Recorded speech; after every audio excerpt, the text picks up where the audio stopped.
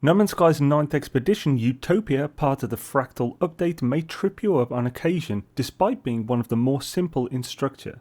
So I've put together 16 tips to help you avoid wasting time and a little frustration. Starting off with one I mention every time, turning multiplayer off at the beginning will aid you in game stability and issues like finding certain resources gone. However, this expedition is about the least impactful, so if you want to play with others around, this is the time to try it. There are also a few difficulty settings you can adjust to make things easier if you wish to have a more relaxed time of it, including the impactful survival setting and technology damage setting. The Utopia expedition is extremely linear. More so than any other expedition, you should simply do one phase at a time. Each phase is related to a planet in this system, and the first milestone of your next phase will guide you to its planet. I recommend taking a look only at the phase you are on and briefly read the milestones in that phase to get an idea of any things you may need to look out for, like scanning fauna on that planet or keeping an eye out for a few harvestable plants. There isn't anything you need in phase 1 that is rewarded in phase 2 or higher, and that's the same for each phase. A really interesting thing in this expedition is how you can only craft items when within a base perimeter, which is 300 U radius of the initial location of the base computer. Due to this, you have to think ahead a little. Mostly this only means anything for survival. You are rewarded life support gel and iron batteries pretty quickly, just make sure you have them in your exosuit at all times. You can also not recharge your life support or hazard protection with anything but the gel and batteries, so don't think you'll be fine as you have oxygen and sodium. Pyrite and uranium can still be used for pulse and launch fuel, and they are sold at some archives, so if you see it, grab it, especially pyrite. You won't go to fix your ship until after completing the Planet Link milestone, as this rewards the Hermetic Seal plans. Once you have completed that, don't leave your base boundary. First, craft the metal plating, dihydrogen jelly and Hermetic Seal, so you don't have to go all the way back to your base after realising you need them to fix your ship. If you don't have the jelly but have the other two, you can just refine the dihydrogen, like with the ferrite dust, as you'll have the personal refiner at that point. Also, don't leave your exocraft pad at your first base. Delete it in the build menu to get the resources back so you can build it on planet 2. This expedition eats through chromatic metal. You need quite a lot, largely due to the increased cost of building a base computer, but also a number of other things. While riding your Nomad to your ship, be sure to find a copper deposit or two that are somewhat on the way and mine them.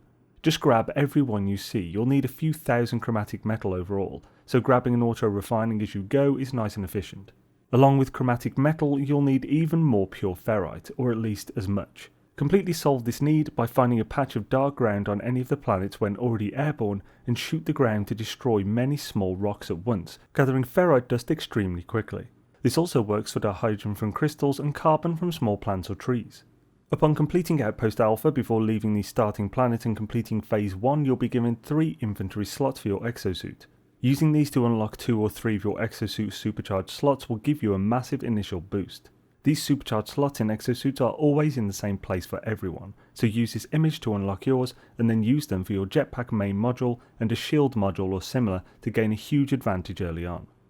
For the milestone Ironclad in Phase 2, you'll need to buy an exosuit upgrade from the Utopia exosuit station you just built.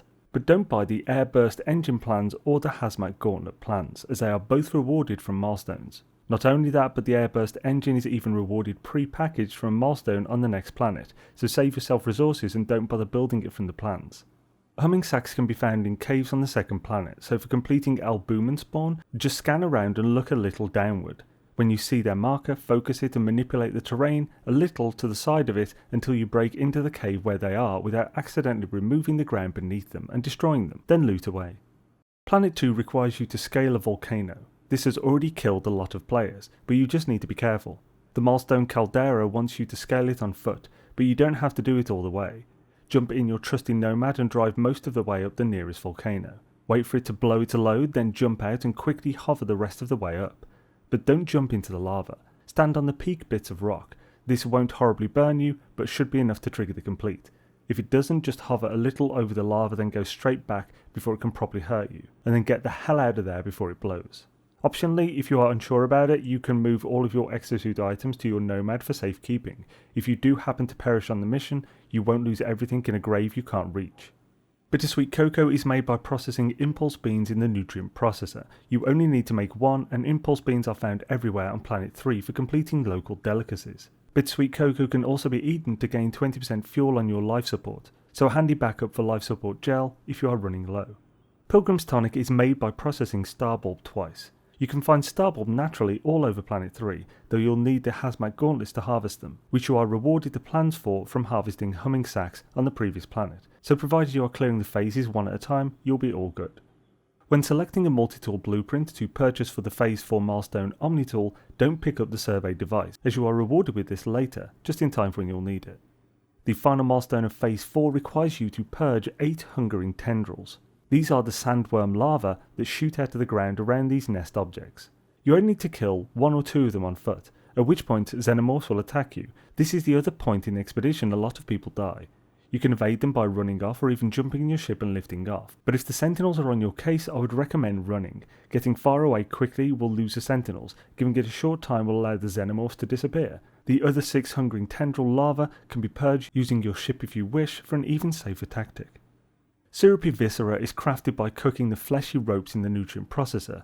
Mix the result with the larval core you obtained from completing the first part of the cleanse. Then mix that sausage with processed sugar, which you can get from cooking sweet root to make Syrupy Viscera. When purchasing an upgrade to complete flight calculations in Phase 5, be sure to pick up the hyperdrive blueprint, as you will need this regardless. Before leaving your base at this point, be sure to craft a warp cell.